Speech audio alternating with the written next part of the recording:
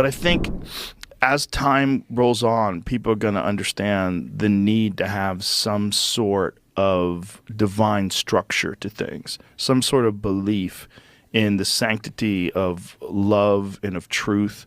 And a lot of that comes from religion. A lot of people's moral compass and the guidelines that they've used to follow to live a just and righteous life has come from religion.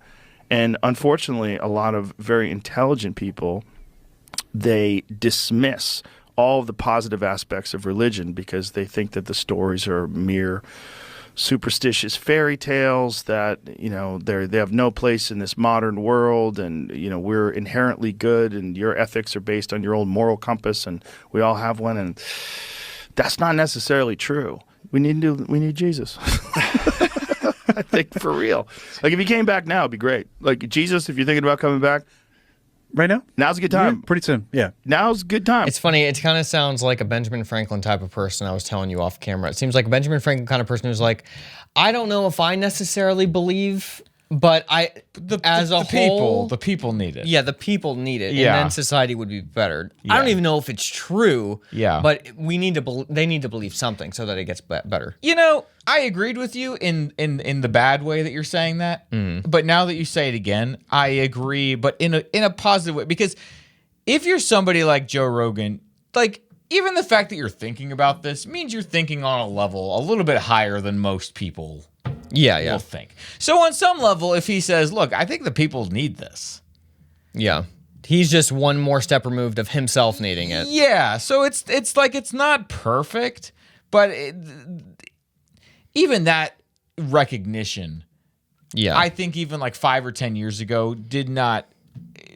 Yeah, there's no way I feel like he would say that. Right.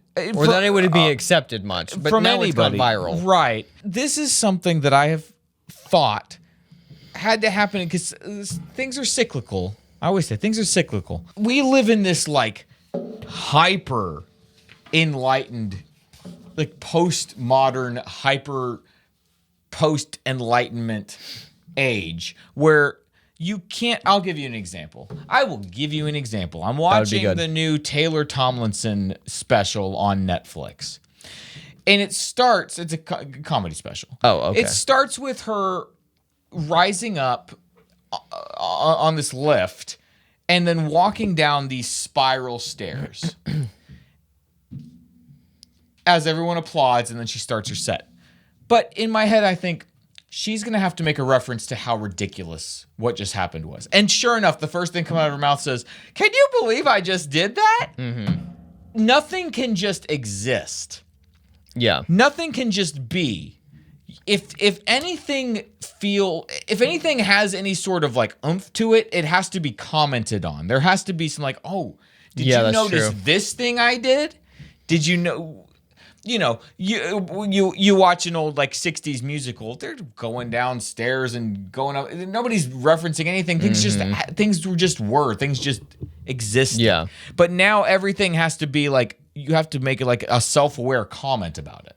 That's very true. Do you know what I'm saying? Yes. And I think I don't know how society gets back to an age. And I mean, I do know you have some kind of like crisis that just like wipes everything out and just puts the fear of God in everybody. Mm-hmm. Save for that, I don't know how you get people out of like this mode of feeling like they have to like be just like hyper aware. Like you're here, I'm on this meta level up here. And I'm going to comment on what's happening down here. I see what you mean. I don't know if I'm explaining that super well. But yeah, it is weird that people do that. That's very true, and that's very uniquely now. Yeah. And it could just be the internet just makes that meme type of comedy where we all have like these shared experiences. And so since we're all having shared experiences all the time, well, it's not funny to be down here anymore. Now you got to be talking about on this meta level up here. Yeah. Why was I even saying all that? I don't know, but well, it's like maybe you're saying it's like Joe Rogan talking about like religion as this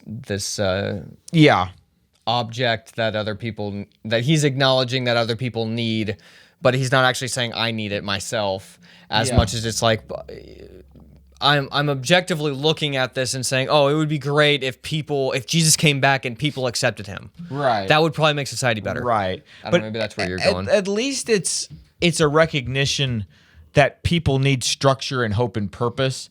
And even just that, I mean, as sad as it is to say, I think even that is a step in the positive direction at this point. Yeah. But then even to go a step further and say, and I think that means you have to believe in a higher being, like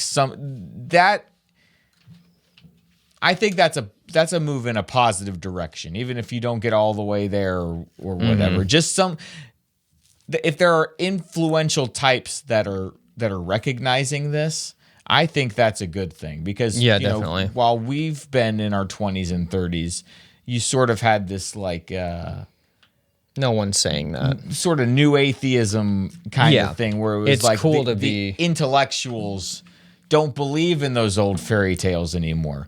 But I think that now you see that without structure, there's just chaos. And so even if it's dumb or it's not fair or whatever, the people need religion. You know what I mean? And even in that clip, when I watched it for the third time, he does seem more even like himself. Joe Rogan is seeming like he is thinking about it himself more. Yeah. The first time I watched it, I was like, oh, he's saying it more objectively like they need it. But now it seems like he's considering things more. So it's interesting.